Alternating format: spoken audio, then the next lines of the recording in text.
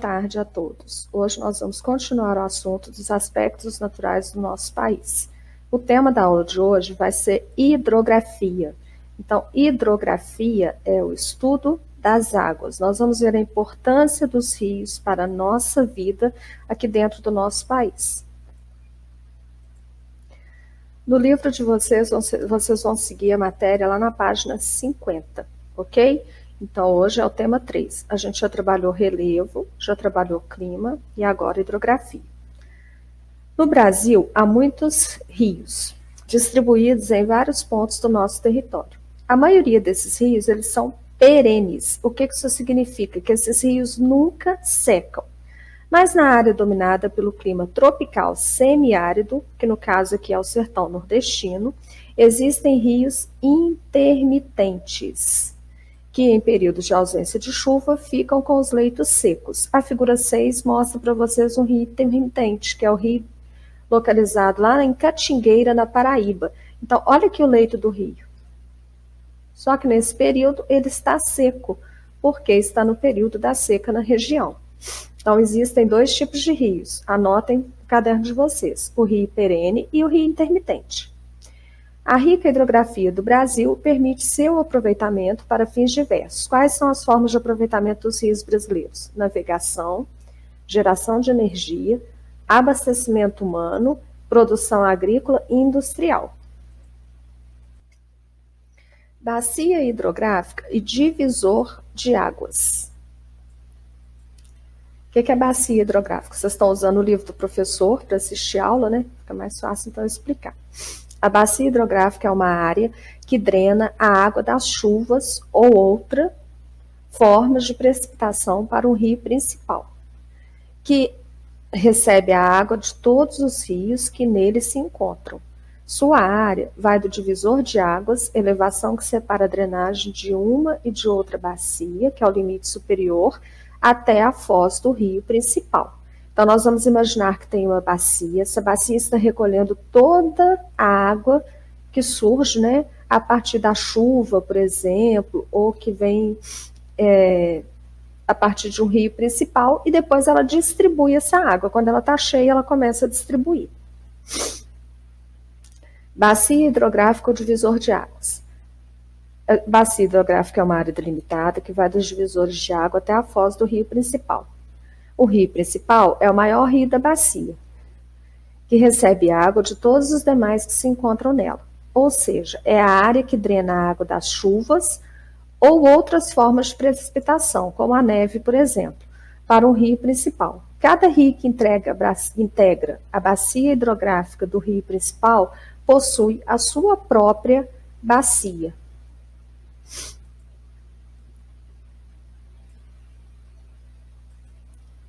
O divisor de águas. O que é o divisor de águas? É o limite superior de uma bacia hidrográfica a partir da qual a água das chuvas escoa, alimentando rios, nascentes e reservas subterrâneas de água.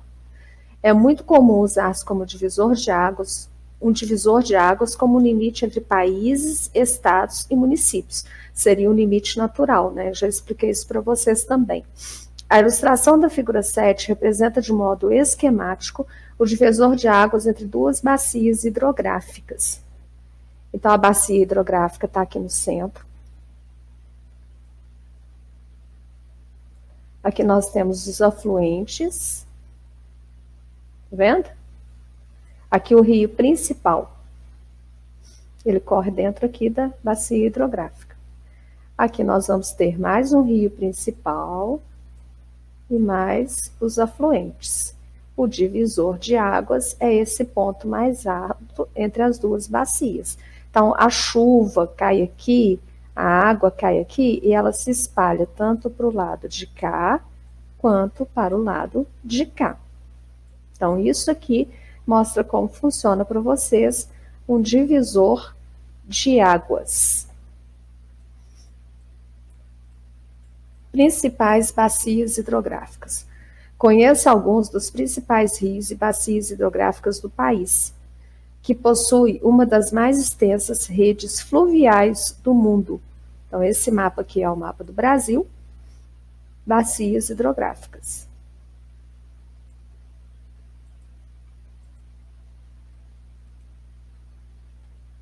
Então, olha só, as principais bacias hidrográficas do Brasil são a bacia amazônica, que é essa bacia enorme aqui, colorida de verde, né? Tudo que se refere à Amazônia vem no mapa colorido de verde.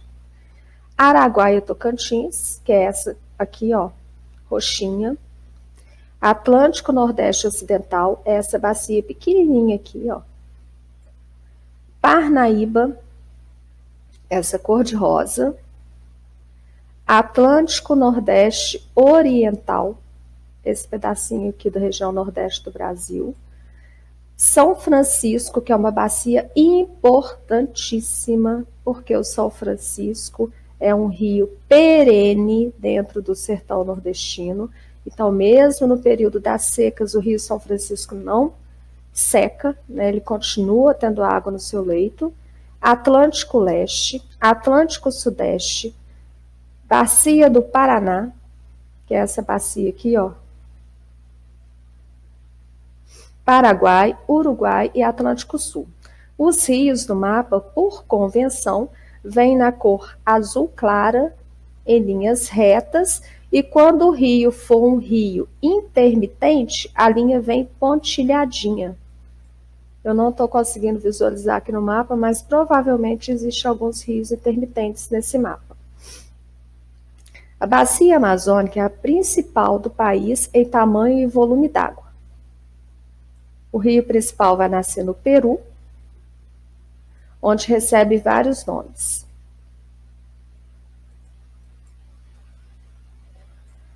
Ao ingressar no Brasil, ele é chamado de Solimões e após o encontro com o Rio Negro, recebe o nome de Rio Amazonas.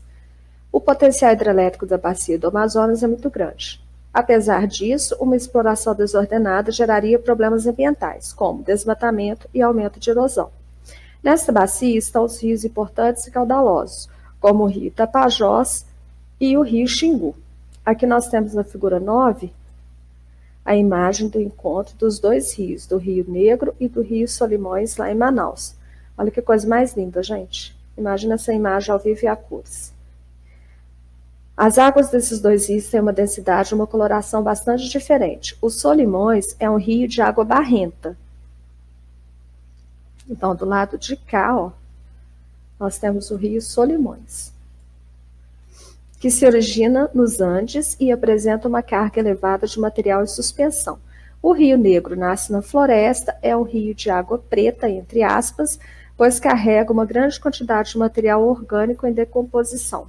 É esse rio aqui. E os dois se encontram e formam o rio Amazonas.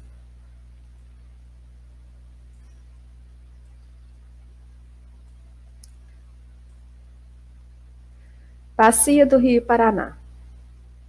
Principal rio, Rio Paraná. Entre os afluentes dessa bacia estão o Tietê, o Rio Grande e o Rio Iguaçu. Há uma concentração populacional muito grande, além de um maior potencial hidrelétrico. Quando a gente fala em potencial hidrelétrico, é geração de energia elétrica. A água também é utilizada para irrigação e a navegação ocorre em alguns trechos dos rios, como o Rio Tietê. Bacia do Rio São Francisco. É uma das mais importantes bacias do Brasil.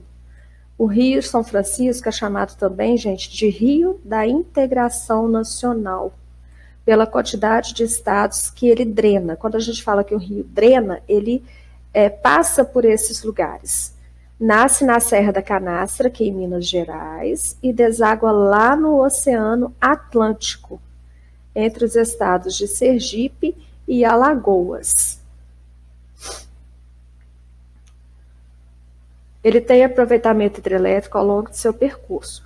Nos últimos anos, parte das águas tem sido desviada para as zonas mais áridas. Árido significa seco. O objetivo é oferecer água tanto para atividades agrícolas quanto para o abastecimento humano.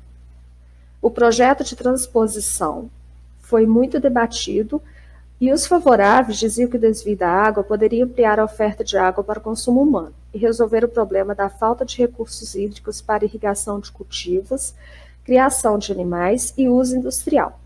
As pessoas que eram contrárias afirmavam que as águas seriam destinadas a projetos de irrigação de grandes fazendas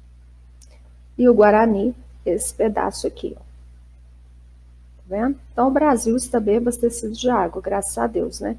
Infelizmente o sertão nordestino não foi tão privilegiado. Onde tem esse pontinho vermelho aqui, ó, são áreas com risco de contaminação, provavelmente por indústria, agricultura, né? E aí por diante.